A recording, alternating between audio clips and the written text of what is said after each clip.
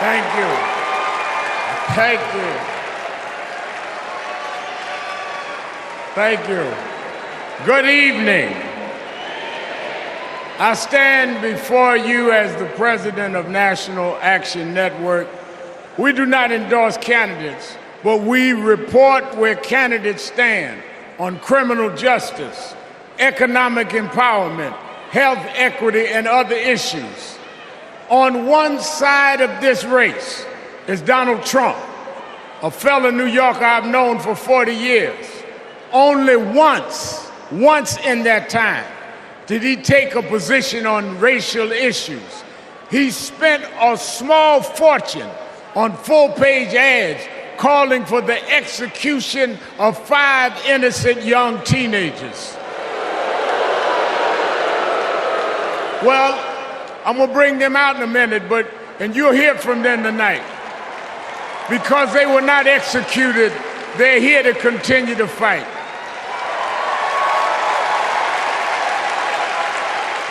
But it was there that I saw Trump love to fan racial flames. On the other side is a woman that I've walked with in Selma, Alabama to commemorate the 59th anniversary of Bloody Sunday. Kamala Harris spoke to me that day about unity and passing bills. All I ever heard from Donald Trump was how he can get an advantage. I see one candidate who wants to protect the right to vote, while the other has tried to cook up 11,000 votes in Georgia.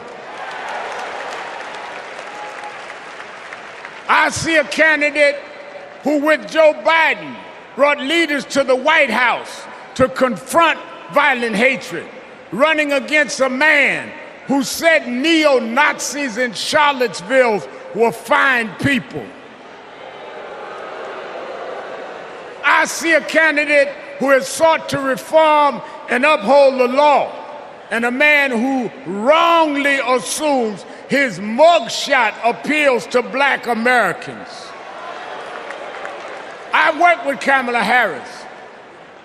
In every job she's had, she has consistently committed to making government work for those of us who've been disadvantaged. All Donald Trump has been consistent about is making himself richer and sowing division to get that done. This man sat right here in Chicago a few weeks ago, refusing to apologize for claims that migrants were taking black jobs. Well, in November, we're gonna show him when blacks do their job.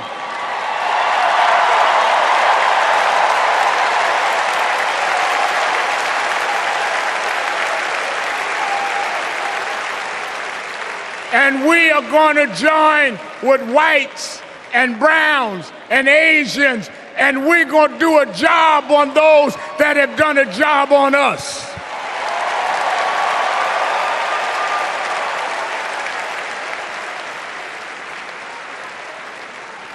Tonight we are going to realize Shirley Chisholm's dream.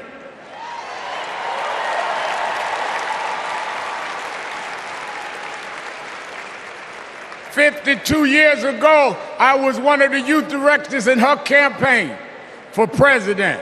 And 52 years after she was told to sit down, I know she's watching us tonight as a black woman stands up to accept the nomination for President of the United States.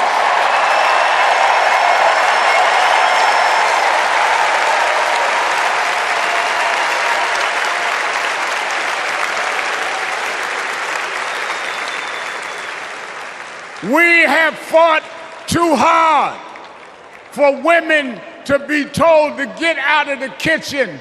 We are now on our way to the Oval Office. We won't go back.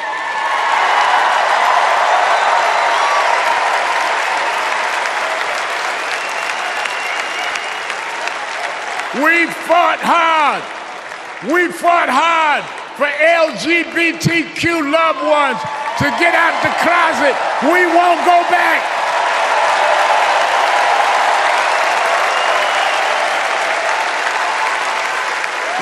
fought hard for the right to choose, the right to education. We suffered and died and bled, went to jail to get the right to vote. We won't go back.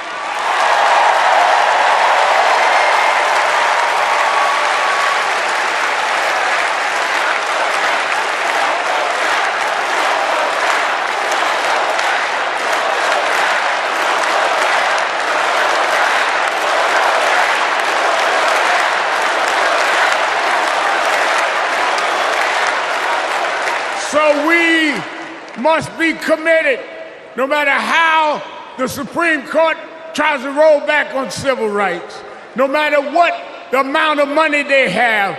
We are here because others fought and suffered for us, and we vowed tonight we won't go back.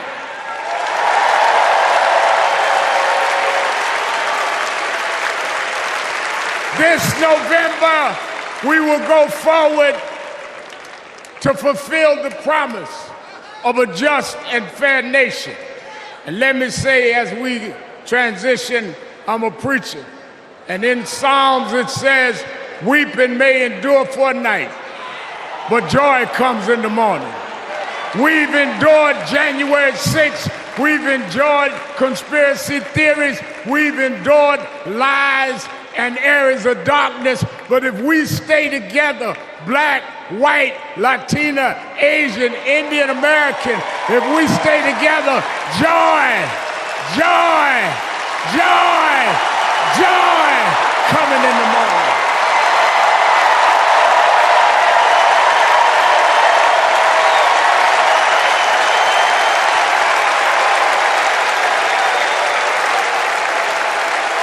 I want to now, since I was a teenager, I was mentored by Reverend Jesse Jackson.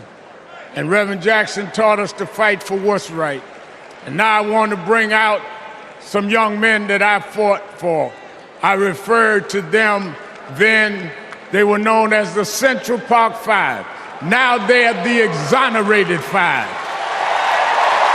Raymond Santana, Kevin Richardson, Yusef Salam, Corey Weiss, the Exonerated Five.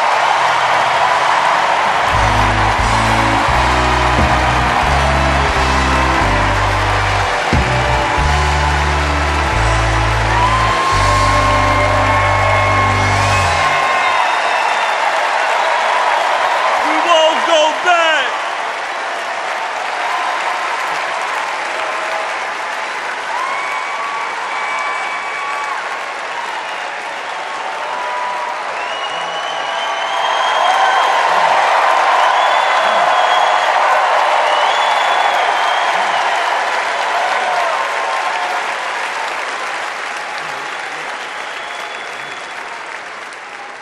Good evening, people. My name is Corey Wise. 35 years ago, my friends and I were in prison for a crime we did not commit. Our youth was stolen from us. Every day as we walked into courtroom, people screamed at us, threatened us because of Donald Trump. He spent $85,000 on a full-page ad in the New York Times, calling for our execution.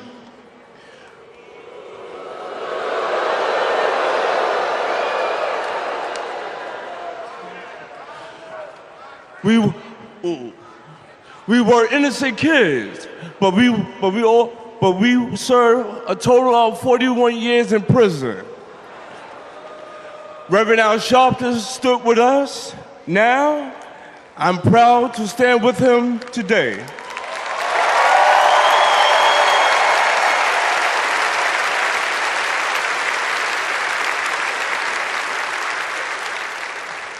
Vice President Kamala Harris has also worked to make things fairer. I know she will do the same as president. Now approve that message.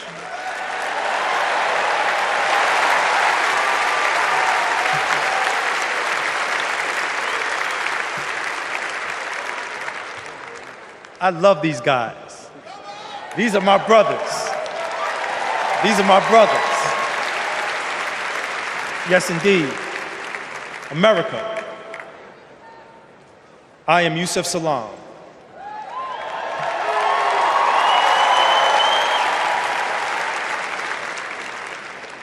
A New York City councilman representing my hometown of Harlem. That's right.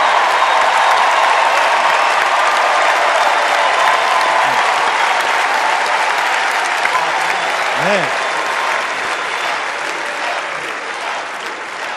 Representing my hometown of Harlem, USA. And listen, as my friend Corey Wise just said, 45 wanted us unalive. He wanted us dead. Today, we are exonerated because the actual perpetrator confessed and DNA proved it. That guy says he still stands by the original guilty verdict. He dismisses the scientific evidence rather than admit he was wrong. He has never changed, and he never will.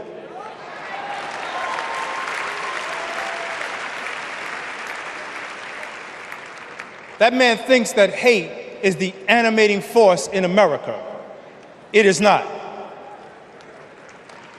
We have the constitutional right to vote. In fact, it is a human right. So let us use it. I want you to walk with us.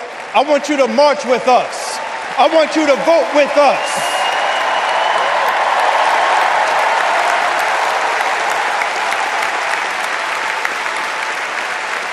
And together, and let me tell you, this is going to be so beautiful. And together, on November 5th, we will usher in Kamala Harris and Tim Walz into the White House.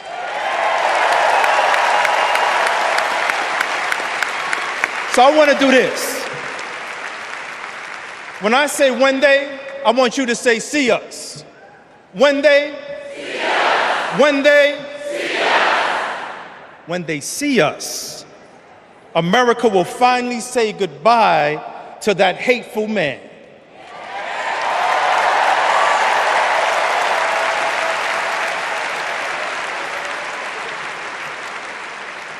We will say what I have said after 7 long years of wrongful incarceration. Free at last. Free at last. Free at last. Thank God Almighty, we are free at last. God bless you, and God bless the United States of America.